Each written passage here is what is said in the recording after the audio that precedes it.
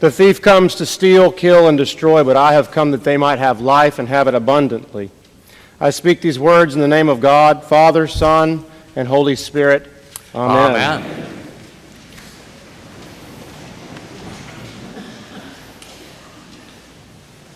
Can you all hear me? Okay. Yeah? Okay. Good morning. I had been told that there was a misprint in the bulletin and that it said Tom Rasnick was preaching. That's not true. You got it right. It's me. And I'm disappointed because I had a great Tom Rasnick impersonation I was going to do. Now I don't get to do it. Too bad. I was going to go get a legal pad, and go stand down there. Anyway, it's me. On a chilly May morning, it was 42 degrees this morning when I got in the car. It's really something. Before I really get into the Good Shepherd and some of the things that we'll talk about in terms of the readings for today, I just want to begin this morning and take a moment to share a little bit on a personal note. Some of you may know that for the past 5 years, my full-time ministry life has been spent with the children and families and faculty at the Episcopal School of Knoxville, where I have been the chaplain. And so my time here at St. John's has been on Sundays, pretty much only on Sundays. About 2 years ago, I began wrestling with some persistent feelings that God might be calling me somewhere else, to something else. And for the longest time, those were unwelcome feelings. I wasn't ready to be called somewhere else. My life is so happy and rich here in Knoxville, and I know the back roads here. I have a guy for pretty much everything. You know what I mean? And I thought I'd moved home for good, and yet the Spirit persisted. Or given today's readings, I should say, the shepherd kept leading. And so the outcome of this slow and challenging journey of soul searching and discernment led me in February to accept a new call beginning this summer in Plymouth, New Hampshire, where I will work with high school students at an Episcopal boarding school. I'll be the chaplain and the head of the religion department. I'll get to coach sports, and my family will live on campus, nestled in the foothills of the White Mountains, which offer all of the outdoorsy stuff that we love, just a stone's throw away. And as dreamy as all of that is, I have to tell you that it has not been easy for me to imagine leaving this home sweet home to me. And now, in the coming months, as I face the coming end of my time at school and here at St. John's, it's been weighing heavy. It's not exactly goodbye this morning, but I want to share with you. I want to share with you that I can't overemphasize to you the blessing that St. John's has been to me and my family. The opportunity it has presented me as a brand new priest to work with such a gifted and intrepid team of clergy and staff who trust me. They nourish and challenge me regularly. And I want you to know they take their relationships with you and the ministry of this place more seriously than you can ever know. I want to thank the great people of St. John's for your tremendous hospitality in welcoming the Hill family as we went from 3 to 4, and then as we went from 4 to 5. Help us, Lord. And I really mean it when I say you have done so much more for us than we could have ever done for you. This is such a special and unique place, and it is with such grace that you walk the fine line between being formal and yet casual. You are a welcoming church. You take worship seriously. You take mission seriously. And yes, you take fellowship seriously. I thank the Good Shepherd for leading us here to these green pastures for 4 years.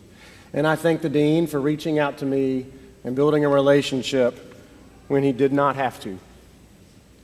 And I want you all to know that I took such great pride in representing the cathedral on the Bishop Search and Nominating Committee for the past 10 months. I know I was not the committee's first choice, but that did not matter to me because it was such an honor to get to represent you and to work with the other great folks from around our diocese in East Tennessee in yet another sustained process of listening and seeking together the voice of the Good Shepherd and learning to follow together where we believe we are being led. I hope you will join your ears to that process and pray for the election in July. Whew. I tried to write a sermon and make it just about the theology and to leave all that personal stuff out, and I threw away 2 or 3 different efforts. And I realized it did not work because the Good Shepherd is not a cerebral topic. It's personal. The truth is, for me this morning, the Good Shepherd is intensely personal to the core, and it cuts to the bone. And there's nothing I could possibly say about the theology of the Good Shepherd that would resonate as powerfully as just to show you what it has meant for me. And I can tell you sometimes it feels wonderful and it's sweet and there's lots of green grass and the voice is audible. But other times it's hard work to follow the shepherd. Other times it involves doubt and worry. And sometimes it can be lonely. In spite of all the make-it-on-your-own Christianity that's out there for sale, following Jesus is really not something to do alone. Remember, we are sheep, and we have a flock, and we have a shepherd. And we need our shepherd. We follow together. We listen together. We learn and grow and pray and change together. We, us. That's how it works. It's hard to surrender to what you believe could be the work of God in your life. It becomes easy at times to doubt, easy at times to believe the critics who make fun.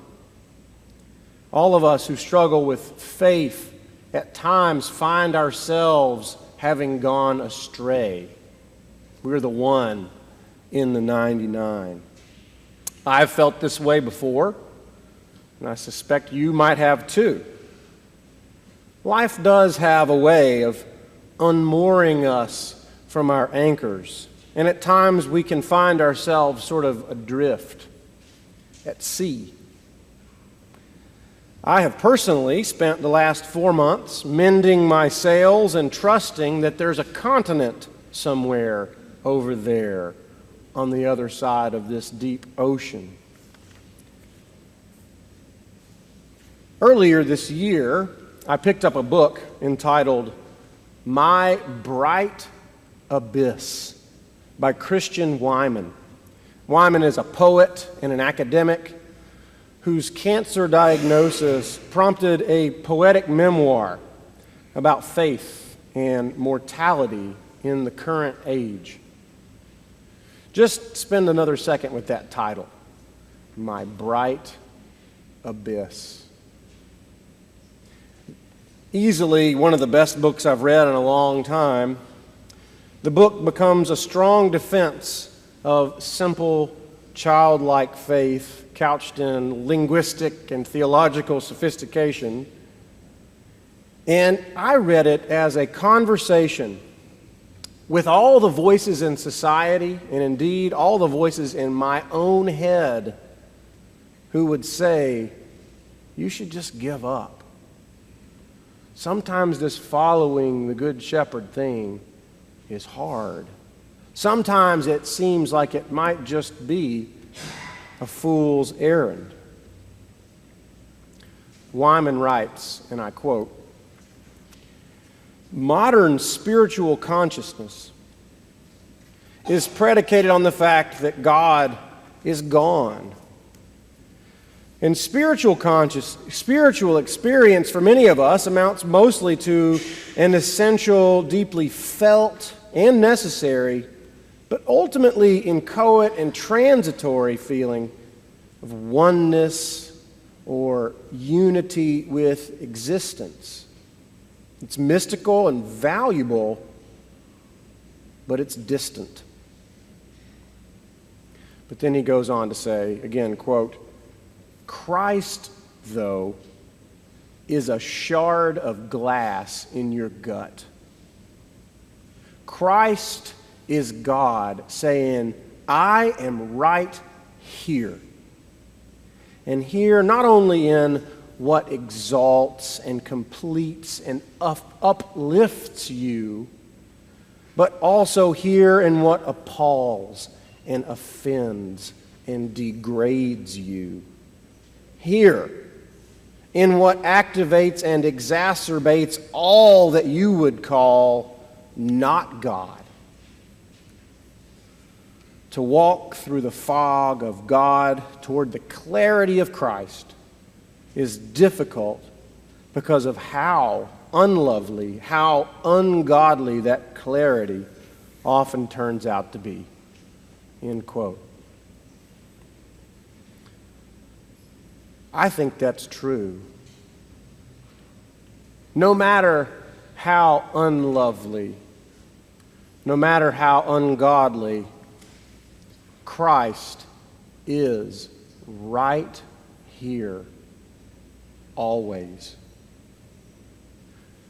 following us when we struggle to follow Him. And so I wonder if following the Good Shepherd might truly involve listening to what appalls and offends and degrades us in our daily lives. I wonder if Christ is so alarmingly present that it's hard to tell where our neighbor ends and where Christ begins. I wonder if Christ is waiting, hunkered behind every opportunity for reconciliation in our world. I wonder what it would look like for the people of God to see Christ in each other, not just theoretically, but concretely. And then to float on the riptide of reconciling love wherever it may take us. Amen.